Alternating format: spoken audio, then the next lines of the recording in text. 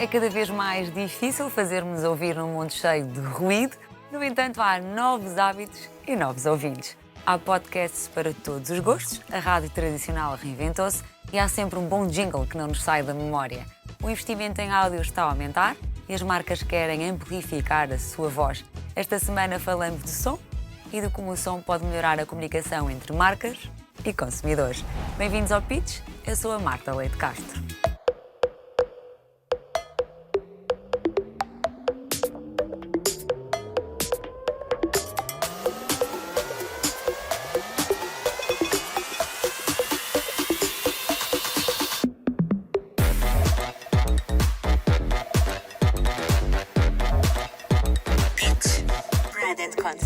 O motor de busca Listen Notes estima que hajam mais de 3 milhões de títulos de podcasts disponíveis no mundo. Este é um formato popular entre as gerações mais novas e consumido principalmente no carro e nos transportes públicos. O investimento das marcas em podcasts tem aumentado e há setores como a da saúde em que os podcasts constituem um formato privilegiado de comunicação com as audiências.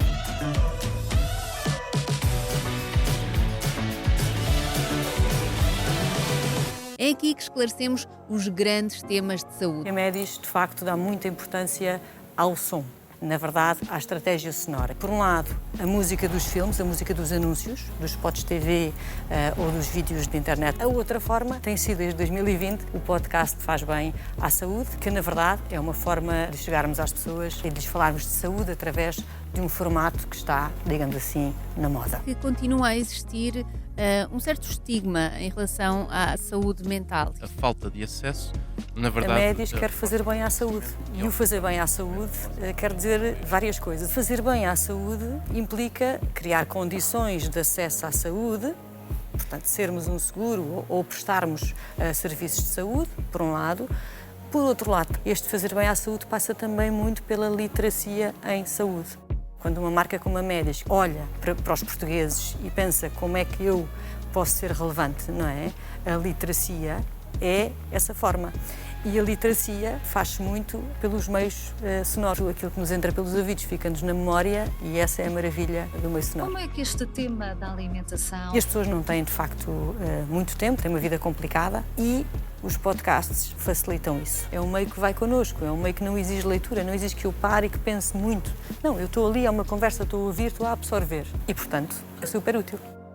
Eu diria que o meio áudio constrói muito facilmente LRPs. Love Rating Points é uma expressão que não é minha, é uma expressão da Judith Mota, mas é uma expressão que eu gosto muito e que uso muitas vezes. As marcas precisam de ser gostadas e para isso nada como estar aqui e estar aqui. Bem-vindos ao Podcast Vidas. Este projeto, o Podcast Vidas, surge de uma vontade pessoal, que é dar voz aos doentes e, como o próprio nome indica, Vidas conta histórias de vida de pessoas que vivem com doença. Estas partilhas, estas histórias são verdadeiros atos de coragem, são histórias autênticas, são histórias genuínas que nos permitem conhecer, cada um de nós, o dia-a-dia do que é viver com doença. Uma criança tem que passar por 7 especialistas e esperar em média cerca de 4 anos até ter um diagnóstico. E o primeiro objetivo é que as pessoas compreendam o que é que ali se está a dizer. Porque se quiserem informação mais técnica, sim, vão ao médico, mas se quiserem aprender com as experiências de outras pessoas que têm a mesma doença, têm estes episódios onde podem ouvir, compreender melhor e saber mais sobre determinado tipo de doença. E esse é o nosso principal grande objetivo, ou seja, no fundo é conseguir traduzir em palavras simples aquilo que às vezes parece completamente incompreensível. Eu acho que todos juntos podemos fazer chegar a nossa informação mais longe. Essa é de facto a grande vantagem do podcast e através destes conteúdos nós podemos chegar a todas as pessoas. A desinformação será uma ameaça global no curto prazo e, portanto, essa é uma grande responsabilidade das organizações. E aqui estamos a cumprir com o nosso papel, estamos a cumprir com o nosso papel de literacia em saúde. Com que idade é que foi diagnosticado e como é que tem sido viver com dermatite atópica? Eu basicamente nasci com dermatite atópica. Também sermos nós próprias, Sanofi, as empresas que atuam no setor da saúde, parceiros importantes na disseminação de informação credível e sermos fontes de informação credíveis em saúde. Se queremos ser e posicionarmos como uma empresa inovadora, temos também que entregar ao mercado projetos inovadores e o podcast responde também a isso. A rádio em Portugal tem um percurso de mais de 100 anos. Entre altos e baixos, regulação e digitalização, a rádio soube reinventar-se e continua a ter um alcance muito alargado numa relação quase pessoal com os ouvintes. A Rádio Comercial é líder no mercado e tornou-se num dos principais influenciadores nacionais. Pioneira na revitalização da rádio tradicional, vamos perceber qual a fórmula para o sucesso.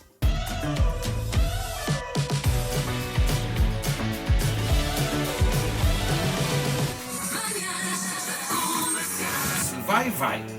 Se não for, já foi. O sucesso da rádio comercial é um conjunto de fatores. Os mais criativos e talentosos comunicadores de Portugal estão com a rádio comercial. Isso é um orgulho muito grande para nós.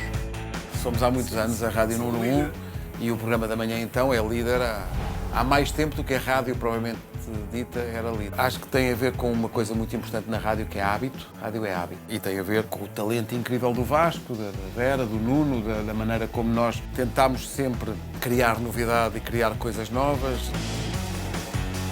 Eu acho que o papel de um programa numa rádio como a rádio comercial é de facto tentar animar as pessoas numa hora em que é muito difícil que elas sejam animadas. Nós tentamos fazer uma coisa que seja bem disposta, que acorde as pessoas, que as ajude no trânsito, ou quem vai no carro que pelo menos tenha esta possibilidade de se rir.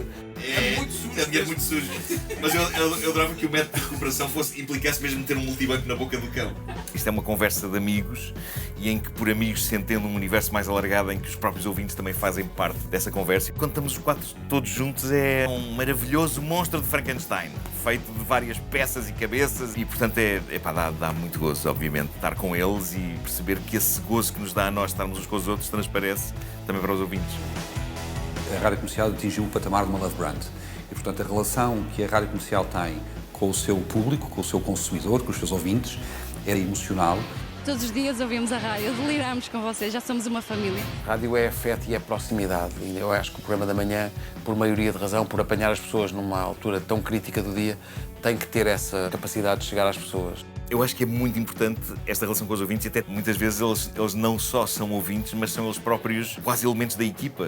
São matéria que contribui para o programa. E um programa da manhã que quer resultar tem que entrar nessa esfera de proximidade com os ouvintes. E acho que nós conseguimos fazer isso. Já não me lembrava disto. Quando fazes espetáculos ao vivo, as pessoas querem estar connosco, e nós queremos estar com as pessoas. Os Christmas in the Night e o 45 in the Night é o culminar do trabalho de uma equipa, da relação que essa equipa consegue estabelecer com o seu auditório. É o culminar deste trabalho, é o resultado daquilo que é feito todas as manhãs, estoicamente, entre as 7 e as 11 dos dias de semana.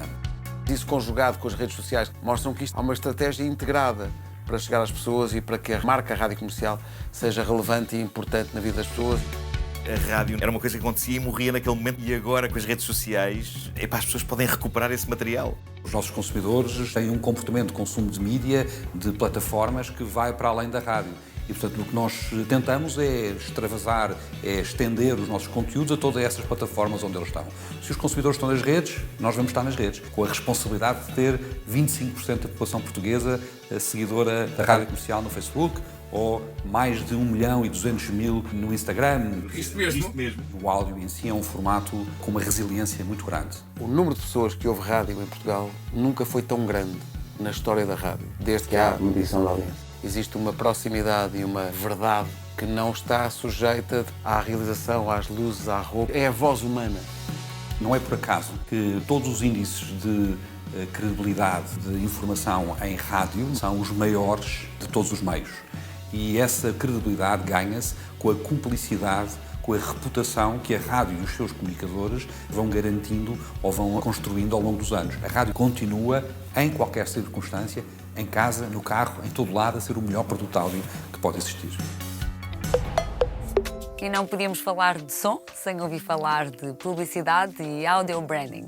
Todos nós guardamos na memória jingles que ainda temos no ouvido e muitas vezes associamos vozes a determinadas marcas e conteúdos. Juntámos as vozes, a música, a produção e os criativos para um brainstorm sobre como é que o som pode ajudar a anular o ruído.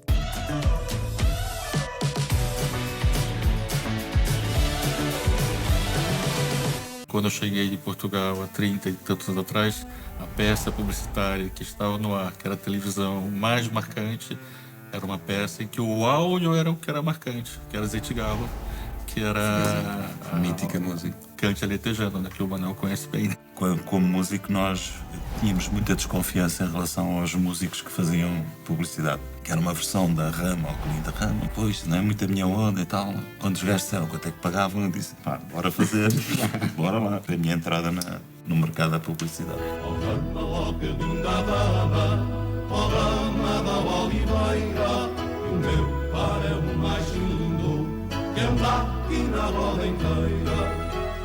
Para mim foi a minha entrada na identidade portuguesa da publicidade. Eu me lembro como tinha pouca opção de vozes quando eu cheguei. Eu trabalhei muitos anos com a Manel na Índigo e a Índigo já era na altura pioneira no encontro de vozes. Era um bocado uma fábrica de construir novos talentos para o mercado, porque sabíamos que os criativos queriam sangue novo. Era importantíssimo. Acho que foi esse o passo de eu ter avançado para uma agência de voz. E neste momento temos 3.500 vozes profissionais. 3.500 vozes. No ativo, 1.500.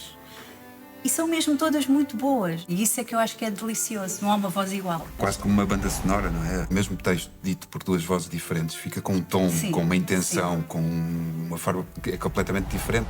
O que acontece é que chama-se um ator que tem uma personalidade, mas no fundo nós queremos que ele diga o texto como nós dizemos na nossa cabeça. E ficamos ali, às vezes, 4 horas. Essa palavra mais alta, aquela com mais alegria. E às tantas o ator já tentou vestir tantas roupas diferentes que já não é ele. Você está muito user-friendly, mas está pouco problem-solving. Não, tem que ser mais animado, né? O locutor tenta, não consegue, assim, desculpa, só deixa eu interromper, deixa eu dar a indicação. É para gritar, tá? Eu já vi milagres autênticos só possíveis pela boa dicção. Textos que uma pessoa olha para lá e diz como é que é possível esta pessoa ter dito este texto, caber aqui. Há um estudo, mas é redor de um fenómeno que é o intervalo que o nosso cérebro precisa de tempo para processar a frase anterior antes de ouvir a frase seguinte. Portanto, falar demais é quase igual a não falar. Eu não me lembro, por exemplo, no anúncio da BIC, como é que era o logo ou como é que era o filme. Eu lembro-me da música, Pique Laranja, Pique Cristal. E isto acontece-me com todos os anúncios. Não sei se é um defeito meu de profissão, mas é verdade. E aqui, introduzindo um bocadinho um trabalho que o Manel tem feito, que eu acho que é genial, que tem a ver com o audio branding, tem a ver com o som do logo, porque a marca tem a possibilidade de escolher uma voz pelos traços de personalidade dela e poder tirar daí o maior proveito, no sentido de a minha marca tem uma identidade e as pessoas vão se lembrar dela por isso. Uma vez o Manel explicou-me, Ocean, não sei se quiseres falar um bocadinho sobre isso. São as 5 características de personalidade, que é o openness, conscientiousness, extroversion, agreeableness e neuroticismo. Portanto, um ator que pontue mais numa determinada área, depois vai incorporar essa marca com muito mais facilidade. Continua a valer muito um bom jingle, é verdade, uma boa música escolhida para um anúncio, para uma campanha. Com certeza. Por acaso agora eu tive últimas 2 semanas, há muito tempo não acontecia isso, envolvido com um projeto especificamente de jingles de áudio clássicos dos anos 80, 90, sem te chamar o Tim para gravar jingles comerciais com os sabores, né, disputando entre eles, e fizéssemos os desenhos de bonecos em 3D como se fosse o Tim. E isso ficou maravilhoso, assim, e nem tem televisão e havia publicidade exterior. Não vai ter, ficou só em rádio. Sim. E no Instagram, porque o cliente, não, isso aqui vai funcionar muito bem com essa ferramenta criativa através do áudio. E quando é bem feito, continua a ter uma eficácia brutal. Eu não fazia um jingle de raiz com letra há uns 15 anos, talvez.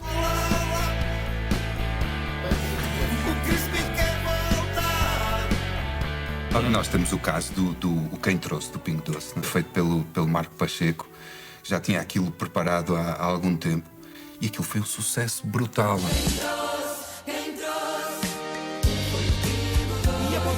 Eu continuo-me a lembrar-me de jingles de anúncios de quando eu tinha 7 anos. É memória afetiva, né? As crianças, elas têm uma ligação muito grande com música e com cor, né? E aquilo que você ouviu até os 10 anos, você vai continuar lembrando até os 80. Com esta revolução do digital e tal, o rádio continua a ser uma coisa que chega às pessoas. Os jovens descobriram uma coisa chamada podcast, né? Que é uma coisa muito parecida com rádio. Sim, só que eles ouvem na hora que eles querem, né? Mas eu acho impressionante, tipo assim, não, uma coisa maravilhosa, as pessoas conversando e você ouvindo. Rádio. Acho que rádio tem outra vantagem sobre todos os outros meios, é que a maioria das vezes ouvimos no carro, sozinhos. E eu acho que isso tem muito mais força. Nós fizemos o estudo das lojas do continente. O som num espaço público tem que ter um volume determinado. Acima está mal e abaixo também está mal. De vez em quando acho que hoje em dia também se peca um bocadinho de vez em quando por excesso de música, excesso de som em todo lado. Não é som, porque eu acho que o som é uma coisa boa. O som transmite-nos as emoções e o ruído já é outra coisa diferente. Nós vivíamos numa atmosfera sonora hi-fi, de alta fidelidade, ou seja, todos os sons que ouvíamos traziam-nos informação. E depois da Revolução Industrial e na era moderna vivemos numa atmosfera low-fi. Ou seja, os níveis de ruído são quase iguais aos níveis sonoros de informação. Portanto, nós vivemos rodeados de ruído. Há movimentos cada vez mais fortes para tornar o mundo menos ruidoso. Há muitos locais que têm que ser trabalhados, como os hospitais, onde os níveis de volume são ridiculamente altos. Manel, agora podes fazer isso mais sorrido, se faz favor. Não. Agora tivesse mesmo a gostar. Vou começar no máximo e irem crescendo, que é espetacular. A inspiração trazida esta semana por Marco Rosalim, da DED em Beirute, a convite do Clube da Criatividade de Portugal, não é um jingle, mas neste filme a música e o som também contribuem para o desafio de visitar a Andaluzia. A campanha Andalusian Crush é inspirada na disrupção dos grandes artistas da região e deixa-nos um aviso provocatório sobre o efeito que a Andaluzia pode ter nos visitantes.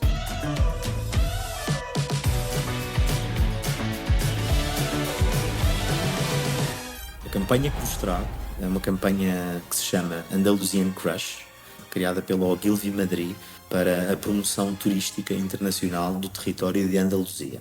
A campanha é composta por diversas peças, de onde se destaca um filme publicitário, no qual o ator Peter Dinklage nos avisa sobre o perigo que corremos ao visitarmos Andaluzia. O filme adota um tom poético e provocador e são homenageadas e destacadas visualmente ou através da palavra figuras e aspectos singulares do legado, da tradição e da cultura andaluza. O objetivo principal do filme é quebrar a ideia de que este é um território composto apenas por uma oferta turística de sol e praia, dando destaque à sua história, à sua cultura e à alma do território. Destaca ainda a criação de uma tipografia feita à medida pelo tipógrafo e designer Alex Trochu, uma tipografia que resulta do reconhecimento das formas de escrita de diferentes povos que habitaram a Andaluzia, tornando este objeto e esta campanha muito desafiante e francamente agitadora. Um verdadeiro crush, na minha opinião. Obrigada por ter estado connosco. Seguimos nas redes sociais. Este é o Pitch, o programa de Brand and Content na CNN Portugal. Pitch, Brand and Content.